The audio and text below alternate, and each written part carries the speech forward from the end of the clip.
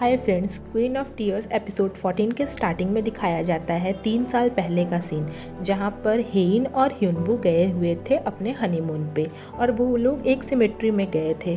तो ह्युनवू पूछता है कि तुम सिमेट्री में क्यों लेकर आई हो, ये हमारा हनीमून है।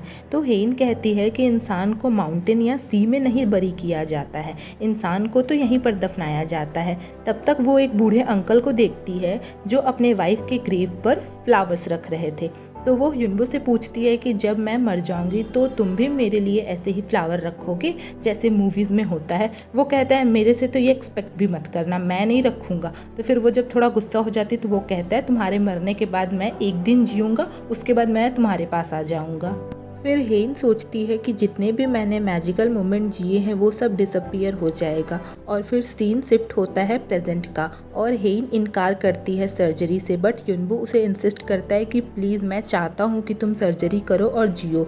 हेन कहती है मैं इतना ब्रूटल डिसीजन नहीं ले सकती, भूल जाओ इस बारे में, मैं नहीं करवाऊंगी सर्जरी, और वहाँ से चली जाती है। सीन शिफ्ट होता है, मिस मो पूछती है यॉनसंग से कहाँ जा रहे हो। यॉनसंग कहता है कि मैं जर्मनी जा रहा हूँ। मिस मो कहती है कि वो लड़की मरने वाली है, क्यों उसके पीछे इतना पड़े हो। तो वो कहता है वो सर्जरी के बाद ठीक हो जाएगी, वो मर नहीं रही है, वो बस सारा अपना मेमोरी भूल जाएगी और हम लोग नए सिरे से अपना ज़िंदगी स्टार्ट कर सकते हैं, क्योंकि वो पीछे का सारा बात भूल जाती है। वो उसे रोकने का कोशिश करती है बट यॉनसंग नहीं रुकता है और वहाँ से चला जाता है। इधर ह्युनवू चर्च में बैठकर प्रे कर रहा था। हेन वहाँ पर आती है और पूछती है क्या प्रे किए। ह्युनवू कहता है कि मैंने प्रे किया तुम सर्जरी करवाओ, तुम्हें चीज़ें याद रहे या ना रहे ये मैटर नहीं करता है, तुम किसी भी कीमत में ज़िंदा रहो।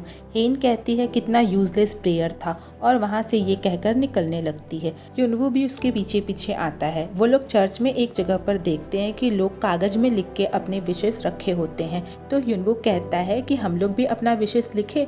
तो हेन कहती है कि तुम कुछ यूजलेस ही लिखोगे, इसलिए चलो यहाँ से। फिर उसे हेइन एक जगह ले जाती है और पूछती है ये जगह याद है क्या तुम्हें। ह्युनवू कहता है हाँ। हेइन कहती है हम लोग अपने हनीमून पर यहाँ आए थे ना। ह्युनवू कहता है हाँ, तब तुम बोली थी कि मैं क्यूट लगता हूँ जब मैं ड्रंक रहता हूँ। वो कहती है उस दिन का मून और उस दिन का हवा, सबका स्मेल मुझे आज भी याद है मेरे मेमोरी में। जिंदा रहने का मतलब उन सब मेमोरी को याद करके मुझे स्ट्रेंथ मिलता है, यही मेरी मेमोरी है, मुझे यही डिफाइन करता है। और मैं वो सब खो दूंगी और मैं तुम्हें भी खो दूंगी, तुम एक स्ट्रेंजर बन जाओगे मेरे लिए, फिर मैं नहीं रह जाऊंगी, इसलिए मैं सर्जरी नहीं करवा रही। और वहाँ से चली जाती है। हेइन को उसका पूरा फैमिली वीडियो कॉल करता है और वह बारी बारी सब लोग उसे कहते हैं कि प्लीज़ सोचो और सर्जरी करा लो। जब हेइन नहीं मानती है तो उसके पापा वीडियो कैमरा ऑफ कर देते हैं, बट वो आवाज़ सुनती है उनका और सब बहुत रो रहे थे। और हेइन भी ये सब सुनकर बहुत ज़्यादा इमोशनल हो जाती है और वो भी बहुत रोने लगती है। इधर मिस मो मिलने आती है दहेज से और वो कहती है कि जो तुम्हारा सो कॉल्ड फैमिली है उसके साथ रह रही हो वो इस बच्चे को अपनाएंगे। तब तक वहाँ पर हेन की माँ आती है और वो दाहे से कहती है कि इतना ठंड है, तुम बाहर क्या कर रही हो, और वह उस बच्चे को शॉल उड़ाती है। इधर डॉक्टर बताता है ह्युनवू को कि सर्जरी करने में जितना डिले होगा सर्जरी उतनी ही कम इफेक्टिव होगी। ह्युनवू बाहर निकलता है और वो हेन को खोजता है। खोजते खोजते वो उसे चर्च में भी जाता है तो देखता है वहाँ पर एक हेन का हैंडराइटिंग में लिखा हुआ कागज़ टंगा हुआ था।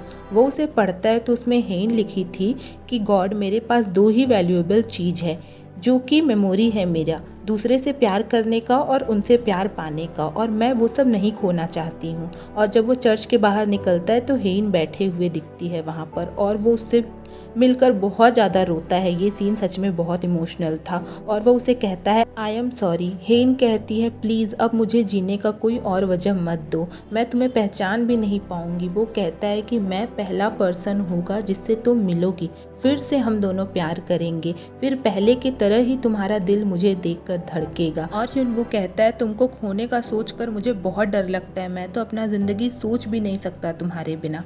फिर सीन शिफ्ट होता है एक रेस्टोरेंट में, ह्युनवू बैठे हुए रहता है। हेन वहाँ पर आती है, वो देखती है कि ह्युनवू बहुत बन ठन कर बैठा था। वो आकर कहती है तुम तो खाली पेट कभी भी कॉफ़ी नहीं पीते हो और ये अपना फोर आर्म्स दिखाकर इंग्लिश न्यूज़पेपर क्यों पढ़ रहे हो, यहाँ पर बैठी लड़कियों को दिखा रहे हो।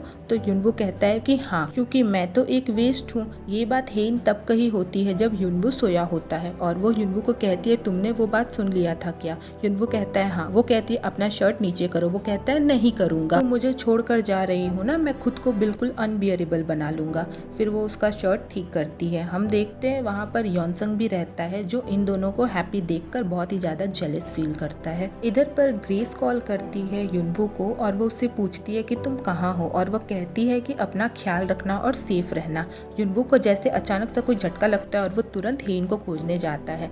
वो बाहर निकलता है तो देखता है कि हेन के कार को अचानक सा कुछ एक बड़ा सा ट्रक आकर टक्कर मार देता है और उसे लगता है कि उसमें हेन है और वह तेज तेज जाकर पीटने लगता है दरवाजा और कांच पर मार मार कर अपना हाथ फोड़ ही लेता है पूरा। तब तक वहाँ पर हेन आती है और कहती है कि क्या कर रहे हो तुम। जब वो देखता है कि हेन कार के अंदर नहीं है तो उसे बहुत ज़्यादा रिलीफ फील होता है और वह आकर उसे पकड़कर रोने लगता है। हेन भी उसे काम डाउन करती है कि कुछ नहीं हुआ है, कुछ नहीं हुआ है, सब ठीक है। फिर हेन जाती है कमरे में और युनवू से कहती है कि मैं अब सर्जरी कराने के लिए रेडी हूँ। उसे तो जैसे बिलीव ही नहीं होता है बट हेन कहती है हाँ सच में अब मैं सर्जरी करवाऊंगी। इधर दाहे अम्यूजमेंट पार्क में जाती है और जब गनबू का पापा उसके लिए कुछ लेने जाता है तब तक वह मौका देखकर वहाँ से निकल जाती है और जब वो आकर देखता है कि वहाँ पर नहीं थी वो बहुत ज़्यादा परेशान होता है। इवन वो अनाउंसमेंट कराता है और वह खुद अनाउंसमेंट में रोता है कि प्लीज़ मुझे छोड़कर मत जाओ, मैं बेटर बनूंगा। और जब दाहे देखती है कि उसके अगल बगल सब बोल रहे हैं कि ये आदमी को इसकी वाइफ छोड़कर भाग गई, ये बहुत ही ज़्यादा लूज़र होगा, तब वो ये सब सुनकर वहाँ पर रिटर्न आती है और उसे गले लगाकर रोने लगती है। एक्चुअली ये इसलिए भाग रही थी क्योंकि इसका पति इसे धमकाया था। फिर हम देखते हैं कि हेन सर्जरी के लिए रेडी है और हॉस्पिटल में है। युनवू भी उसके साथ रहता है। वो एक डायरी देती है और कहती है कि मैंने पॉसिबल सब कुछ इसमें लिख दिया है ताकि जब मैं होश में आऊँगी तो मैं इसे पढ़ूंगी। वो उस डायरी को उसे देती है, कहती है कि मैं इसे भी भूल जाऊंगी कि मैंने कहाँ रखा है। युनवू जब पढ़ने जाता है तो वो कहती है अभी मत पढ़ो, जब मैं ऑपरेशन थिएटर में रहूँगी, जब तुम मेरा वेट करोगे तब पढ़ना। और युनवू से वो प्रॉमिस करवाती है कि प्रॉमिस करो कि मैं जब होश में आऊँगी तो तुम सबसे पहला इंसान होगे जो मेरे से मिलोगे। वो प्रॉमिस करता है। फिर फाइनली वो दिन आ जाता है जिस दिन हेन सर्जरी के लिए जा रही होती है और वह रोक कर सबको अपने नर्स को कहती है युनवू से मिलने के लिए और वो बहुत ज़्यादा परेशान होती है। वो कहती है मान लो अगर मैं तुम्हें भूल गई तो क्या होगा। तो युनवू कहता है कि अभी तुम जाओ, पहले सर्जरी पर ध्यान दो। फिर वो चली जाती है हेन वहाँ से ऑपरेशन थिएटर में और युनवू यहाँ पर रो रहा होता है। तब तक पुलिस आते हैं उसका वारंट लेकर एक मर्डर के केस में। एक्चुअली ये मर्डर सियोल में ही हुआ है जिसमें इसे फंसा दिया गया है। और जब युनवू को लेकर जा रहे होते हैं वो रिक्वेस्ट करता है कि अभी मत जाओ, मेरी वाइफ बीमार है, वो सर्जरी कराने जा रही है। बट पुलिस उसका एक भी नहीं सुनते हैं और उसे खींच कर लेकर जाते हैं। तब तक वहाँ पर यॉनसंग आता है और वह कहता है कि मैं तुम्हारी बीबी का ध्यान रखूंगा, तुम यहाँ से जाओ। वैसे भी एक मर्डरर का साया उसके ऊपर नहीं पड़ना चाहिए। और हम देखते हैं युनवू को ले जाकर जेल में बंद कर दिया जाता है। इधर पर होश आता है हेन को और वह सोचती है कि ये कौन है मेरे सामने। तब तक यॉनसंग आता है और वो कहता है कि तुम्हारे लिए बहुत ही ज़्यादा मैं स्ट्रेंजर होगा। वो कहती है तुम बेक युनवू हो। तो वो बहुत शॉक्ड होता है कि अरे इसको अभी तक वो नाम याद है। वो कहता है नहीं, मैं बेक युनवू नहीं हूँ, मैं यॉनसंग हूँ, तुम्हारा नाम हेइन है और हम लोग कॉलेज में डेट करते थे बट हम लोग बिछड़ गए थे। युनवू तुम्हारा पति है जिससे तुम्हारा डिवोर्स हो चुका है और वो तुमको बहुत ही ज़्यादा बैड मेमोरीज दिया है, इसलिए तुम उसे अभी तक याद रखी हो। और फिर युनवू अपने जेल में बैठकर देखता है विंटर आ गया है और फर्स्ट स्नोफॉल स्टार्ट हो गया है। फिर वो याद करते हैं हेन का वो वाला बात कि जिसका नेल पॉलिश का कलर रह जाता है उसका फर्स्ट लवर उसको मिल जाता है।